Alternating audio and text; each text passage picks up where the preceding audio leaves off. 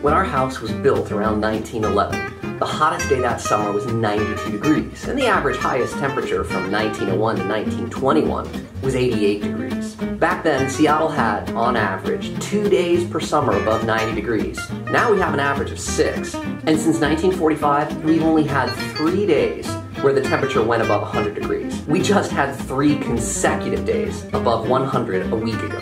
Our house wasn't built for the heat.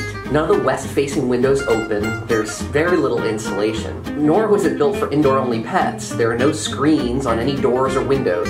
Top priority after moving in was getting a cross breeze in the house.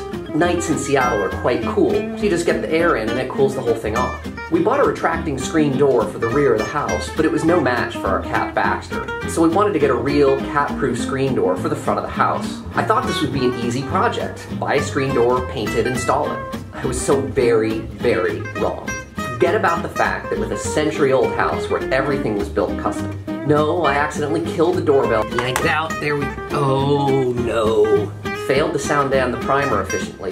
Had to install molding so the door jamb could accommodate the door, and I mucked up the door handle to boot. Doors intimidate me. The hinges, the key sets, but a custom-built, pre-hung door would take months to arrive.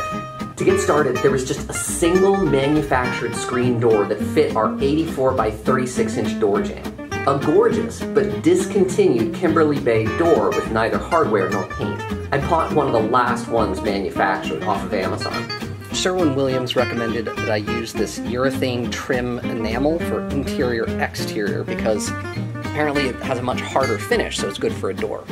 Okay. I wanted the finish to be relatively smooth, so I made the mistake of using 320 grit sandpaper on the primer.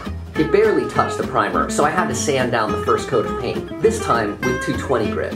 The amount of dust was amazing. Just look at this tack cloth. But once that mistake was corrected, we're on. The paint was supposed to be ready for a second coat after 4 hours, but it still felt a bit tacky after 24. To avoid having the other side stick to the sawhorses and remove some paint, I laid the door on the box it came in. Then I repeat the same process as before. Sand, remove dust, and paint. Since I'm intimidated by mortising and all the complicated things with making the hinges disappear, I bought these old school looking flush mount hinges from McMaster, and they should be a breeze to install. But when I did an initial fit just to see how it would look,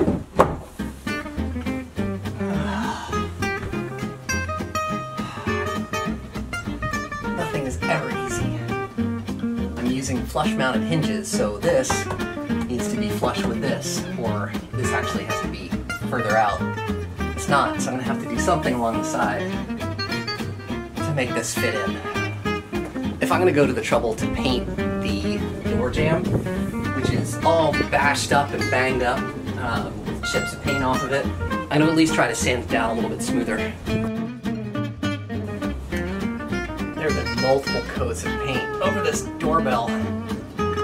I need to take it off to put in the new casing. Got a replacement, but God, I really got to dig into this thing. So many coats of paint. Why? Why? Don't tell my wife I use this kitchen knife. That's against the rules. I'm not allowed to use them. She should be home any minute, so I gotta get moving on this. Teensy tiny flatheads. Oh my God, this one's totally. Wow. I don't even know how I'm gonna get this one out.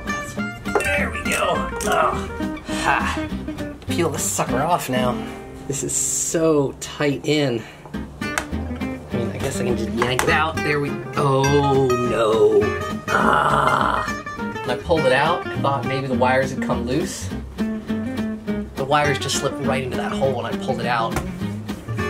So I can't get it back. I'm gonna have to use something else for a doorbell.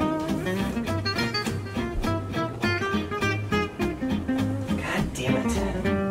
I got some fluted door casing from Home Depot, and that'll extend the door jamb out far enough that I can install the screen door. I chose a period color for the trim, Bungle House Gray from Sherwin-Williams, for the door jamb. And I don't know about you, but I don't think the gray looks so great next to the green of the house. I asked my wife for her opinion. She said, yeah, it looks like poop.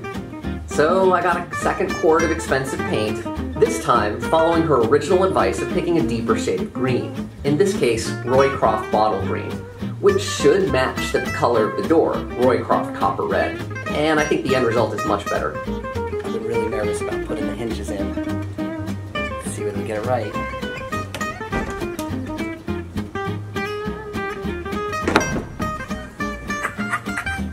The screen door doorknob has this little template. With my luck, it won't work. So I'm gonna do it and double check. Yeah, the template doesn't quite work. It needs to be 1/4 of an inch further over. I'm glad I didn't just trust it.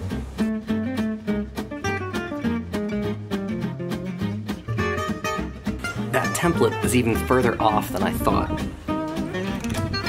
It's supposed to just shut on its own. This is in too close. I'll need to move it over to the side. This latch is really fiddly. I pulled it out a little bit. Now it doesn't catch at all. I can't dig any more holes in here, so I'll have to lift this out a little bit. Easiest solution. I grabbed some spare washers and put them between the hardware and the door jamb.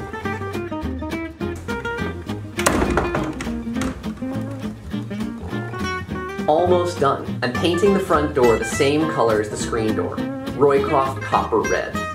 This door is incredibly old, and the left side of it, where the knob and deadbolt are, has begun to separate from the rest of the door.